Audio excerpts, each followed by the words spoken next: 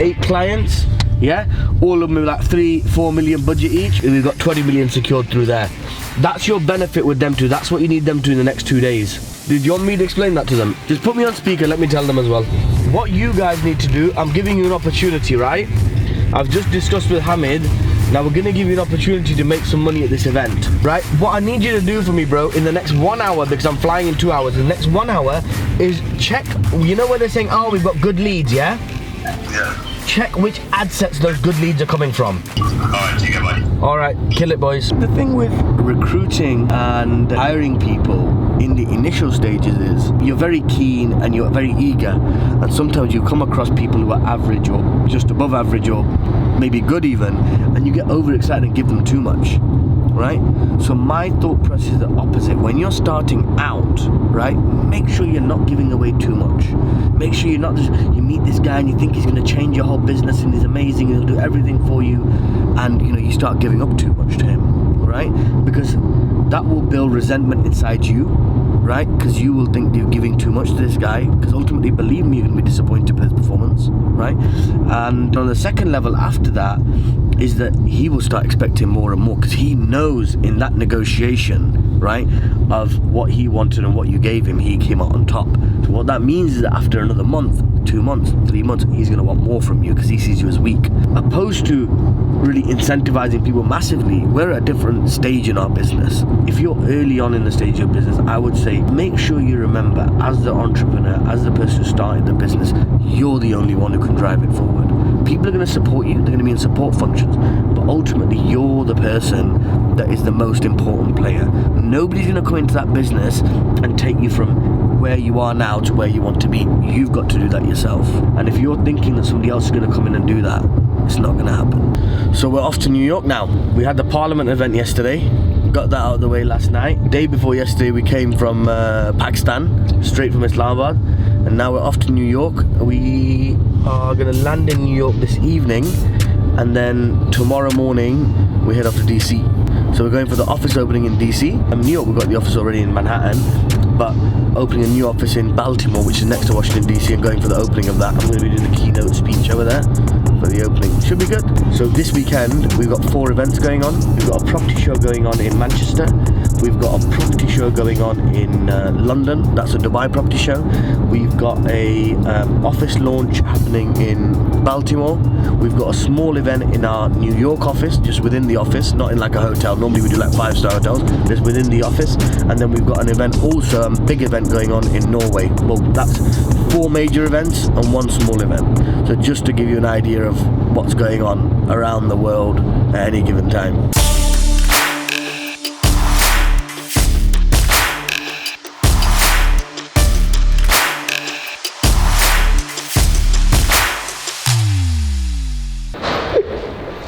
You know, I actually love New York. Man, I love New York. It's such a buzzing city, but I can't compare places. I can't choose one place and say that's the best, because everything's got its own good points about it. I've come to a consensus in life that there's no one place that's the best, because they all got their own benefits. So really what you want to be doing is spending your life between like 6-7 different cities and countries constantly. So like 2 months, 2 months, 2 months everywhere. You know, London's the best city in the world. It's got its own amazing things. New York's amazing. Dubai's amazing. LA's amazing. Karachi's amazing. Pakistan, I love it, you know. So there's no one spot. The ideal life is just like splitting it up and living between everywhere. So we're on the flight, 7 hours to go, I think. Let's just check. 6 hours to go. Been on the flight for about an hour and a half now. I'm really picky when it comes to movies, so I've watched like 10 minutes of 3 movies. Haven't liked any of them, and had some lunch after that, and now I think I've finally found something that I like. So that'll kill a couple of hours, then I'll get my book out, do a bit of reading, and hopefully get some sleep as well.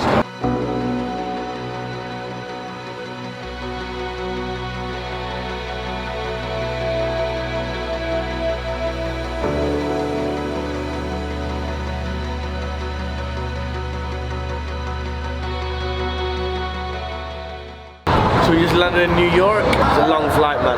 I didn't sleep at all. I watched 1 movie and the rest of the time I was just like, I ate loads of food. I hate that. You're on a plane, you're bored, you just eat so much. But anyways, we're here now.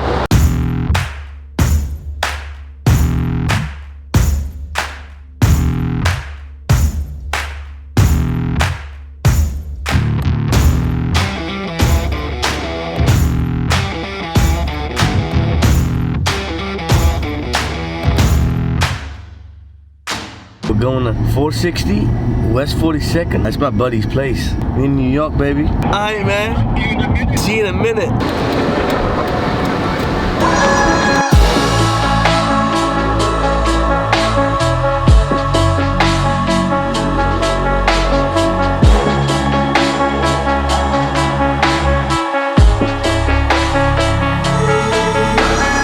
So we just got to New York, dropped off the bags, and now we're off to my favorite pizza place, which is Artichoke in West Village.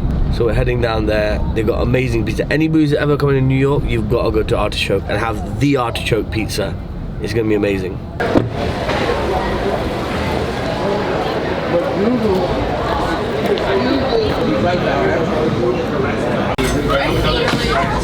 This is a world famous artichoke. Like Fanta cherry over here. Great.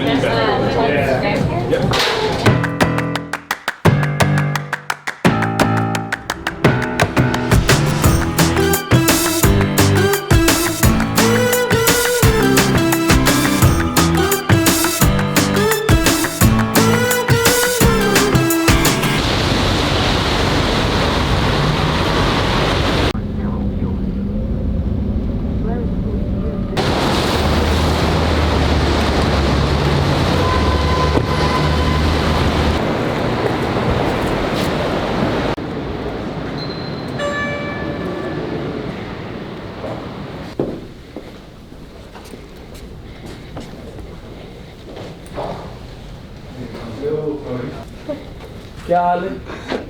किधर है? बाकी किधर है?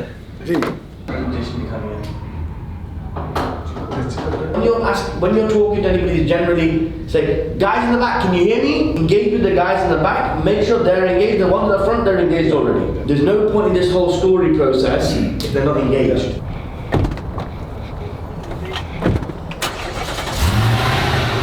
You know, you'll fall in love once you really get to know LA. I'm already in love with it. That is an amazing city. Every summer I spend a month in Beverly Hills. Been working like 3 jobs, probably why I never see ya. Probably why I never have time for the fake friends I won't be ya. Oh God, I've been running now. Up early when the sun is out, not sunning out my own soul. But those real ones, they coming out.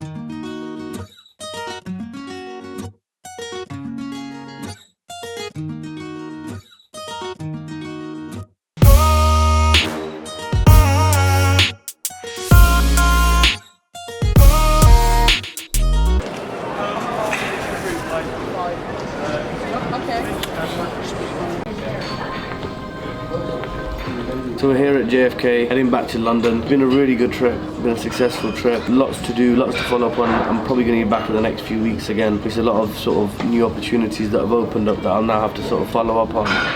So much potential over here for business. I love the work ethic over here in New York. You know, the team in New York, they're so dedicated. I mean, it's a much smaller team than the London team. London's about 50 people, here there's about 10, 15. But in our office in New York, someone would come in at 10 a.m. and leave at 10 p.m.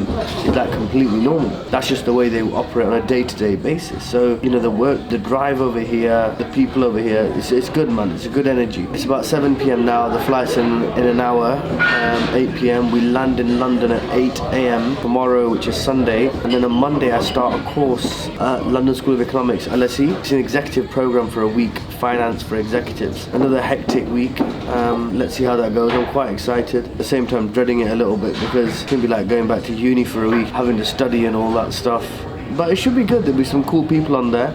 It's a program for business people on finance, but like, you know, discounted cash flow, future projections, valuations of companies, that sort of thing. We're quite an expert sort of subject, and obviously it's at LSE, which is one of the best business schools in the world, so should be good. Looking forward to that. Every day it's 8 a.m. to 7 p.m, so not really going to be able to spend much time in the office. We've got a big event this week. We've got our company annual gala dinner and award ceremony. So for all of the employees, quite a few guys from the US are coming there as well. I think that's on Thursday night. That's going to be a big event, handing out awards to all the employees who, you know, sort of did really well over the course of the year. What's next after that? Yeah, then the week after, probably Wednesday, Thursday, I'll be heading out to Pakistan because we've got our inauguration ceremony, handover ceremony, because we completed the first zone of our development, which I'm sure you guys have already heard about in the vlogs. Ended up spending about a week over there, looking at some new opportunities as well. So again, up and down the country, around and about. That's the next 2 weeks. The past 2 weeks have seen us do 7 cities, 4 countries, 3 continents.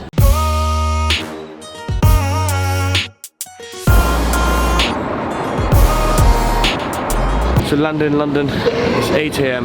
Slept about 8 for about 45 minutes on the flight. Sunday today. Tomorrow we start the executive program at LSE. Feeling tired, probably gonna get a couple of hours sleep now, then stay awake for the rest of the day and then go sleep tonight. Try and beat some of this jet lag. Going to expertise of mine now. All black, airport uniform on.